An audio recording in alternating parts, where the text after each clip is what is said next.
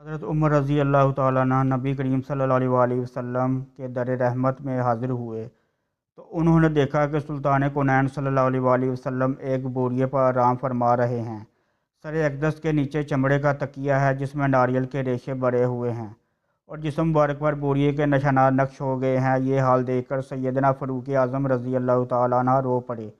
سرور کائنات صلی اللہ علیہ وسلم نے رونے کا سبب دریافت کیا تو عرض کیا کہ یا رسول اللہ صلی اللہ علیہ وسلم، کیسر و کسریٰ تو عیش و آرام میں ہوں اور آپ اللہ کے رسول ہو کر اس حالت میں نبی رحمت صلی اللہ علیہ وسلم نے ارشاد فرمایا، اے عمر رضی اللہ تعالیٰ عنہ، کیا تمہیں پسند نہیں کہ ان کے لیے دنیا ہو اور ہمارے لیے آخرت؟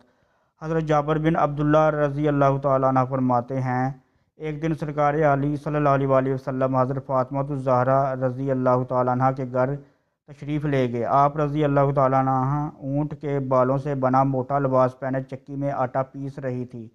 جب نبیوں کے سلطان صلی اللہ علیہ وسلم کی ان پر نظر پڑی تو آنکھوں سے سیل اشک رواں ہو گیا۔ رحمت عالم صلی اللہ علیہ وسلم نے ارشاد فرمایا، دنیا کی تنگی اور سختی کا گھونٹ پی لو تاکہ جنت کی ابدی نعمتیں حاصل ہوں۔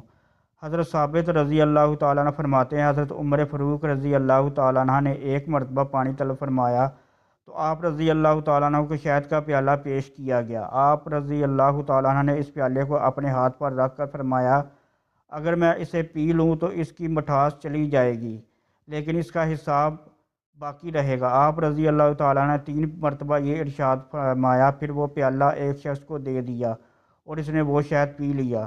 حضرت ابن ابی ملیکہ رضی اللہ تعالیٰ عنہ فرماتے ہیں، حضرت عمر فاروق رضی اللہ تعالیٰ عنہ نے اپنے سامنے کھانا رکھا ہوا تھا۔ اس دوران ایک غلام نے آ کر عرض کی، حضرت عتبہ بن ابی فرقد رضی اللہ تعالیٰ عنہ دروازے پر کھڑے ہیں۔ آپ رضی اللہ تعالیٰ عنہ نے انہیں اندر آنے کی اجازت دی۔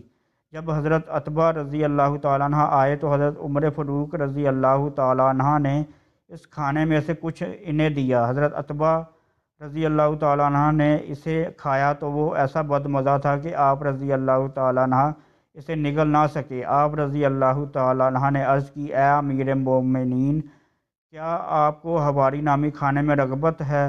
حضرت عمر فاروق رضی اللہ تعالیٰ عنہ نے فرمایا، کیا وہ کھانا ہر مسلمان کو میسر ہے؟ حضرت عتبہ نے عرض کی، خدا کی قسم نہیں۔ حضرت عمر فاروق نے فرمایا، اے عتبہ، تم پر افسوس ہے، کیا تم یہ چاہتے ہو کہ میں دنیاوی زندگی میں مزیدار کھانا کھاؤں اور آسودگی کے ساتھ زندگی گزاروں؟ حضرت ابو ہریرہ رضی اللہ تعالیٰ عنہ سے روایت ہے، نبی اکرم صلی اللہ علیہ وسلم نے فرمایا، اللہ تعالیٰ ارشاد فرماتا ہے، میں نے اپنے نیک بندوں کے لیے وہ نعمتیں تیار کر رکھی ہیں کہ جنہیں نہ کسی آنکھ نے دیکھا، نہ کسی کان نے سنا اور نہ کسی آدمی کے دل پر ان کا خطرہ گزرا۔ حضرت سہل بن سعد سے روایت ہے، حضور پر نور صلی اللہ علیہ وسلم نے ارشاد فرمایا، جنت کی اتنی جگہ جس میں کوڑا رکھ سکیں دنیا اور جو کچھ اس میں ہے سب سے بہتر ہے۔